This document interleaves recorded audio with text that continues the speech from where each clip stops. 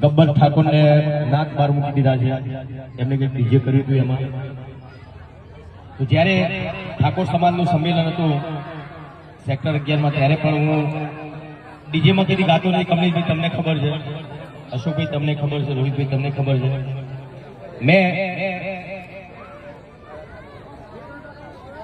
એક વિનંતી કરી હતી જ્ઞાનીબેનને.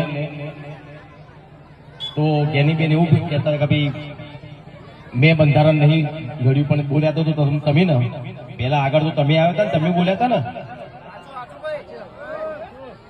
તો બધા બનાસકાંઠાના ઠાકોર સમાજના જે આગેવાનોએ બધું બંધારણ કર્યું છે, બરાબર છે, બંધારણ કર્યું.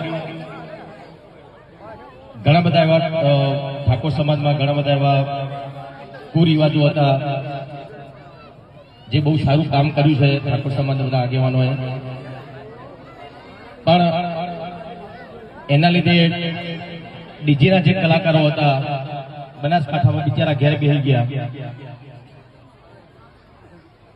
અને જે આગેવાનો બંધારણ કર્યું એ લોકોને ખબર નહીં ડીજે એટલે હું. ખબર છે કમલેશભાઈ? ના ના એવું કહેતા હતા કે ડીજે વગાડશો એટલે બધા ભેગા થશે, નાચશે, કુશન, દારૂ પીશે ને ઝઘડા થશે. એવું જરૂરી નહીં. કોઈ ઢોલ વગાડતો તો દારૂ પીનારું પીવાનું જ છે, ઝઘડા કરનારો ઝઘડો કરવાનો જ છે.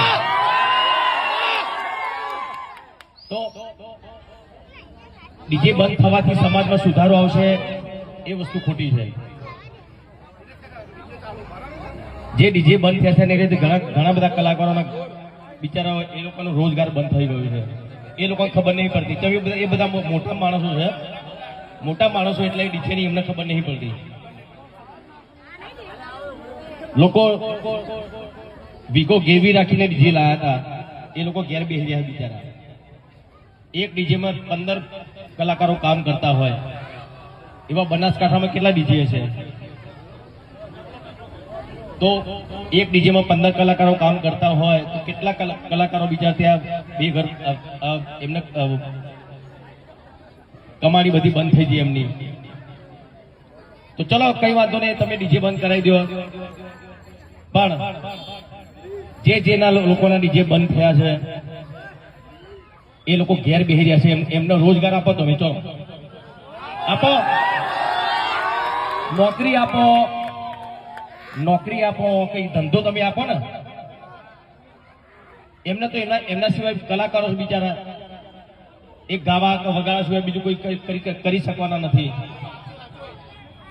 તો જે આગેવાનોએ જે બંધારણ કર્યું છે એમને ખાલી એટલી જ વિનંતી કે જે કલાકાર ઘેર બેસી રહ્યા છે એમને કઈ રોજગાર મળે એવું તમે કરજો, બરાબર ને? ના, આપણા બાજુ ડીજે બંધ નહીં થવાનું. અને કોઈ બંધ કરાવવા આવો તો મને